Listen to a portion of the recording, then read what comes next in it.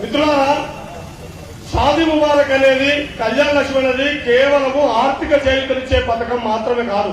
అందుకోసం నేను పట్టుబట్టి మరీ రైతు తీసుకున్నా. ఎందుకంటే ఇది శతాబ్దాల తరబడి ఈ నేల మీద కొనసాగినటువంటి ఒక సామాజిక దురాచారమైనటువంటి బాల్య వివాహాన్ని రద్దు చేసిన ఒక గొప్ప సామాజిక విప్లవ పథకం. ఇది కేవలం ఆర్థిక చేయూత పథకం కాదు.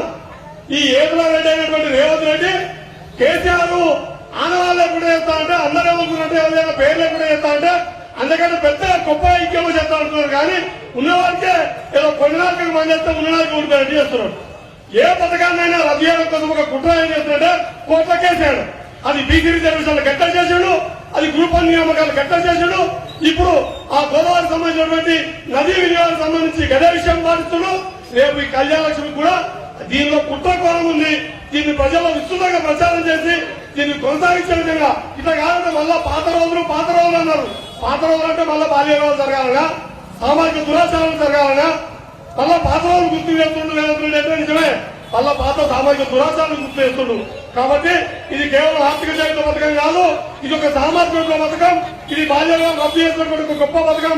దీన్ని కొనసాగించకపోతే నీ సర్కారు కొనసాగదనే విషయాన్ని ఇవాళ మొత్తం తెలంగాణలో మండల కేంద్రాల్లో, జిల్లా కేంద్రాలు, నియోజకవర్గాల కేంద్రాల్లో విస్తృతంగా వేలాదిగా పాల్గొన్నటువంటి ప్రజల సాక్షిగా నీ ప్రభుత్వాన్ని, ఈ పథకం రద్దయితే రేవంత్, నీ ఏదో ప్రభుత్వం కూడా రద్దయితే హెచ్చరిస్తూ జై తెలంగాణ, కేసీఆర్ నాయకత్వం.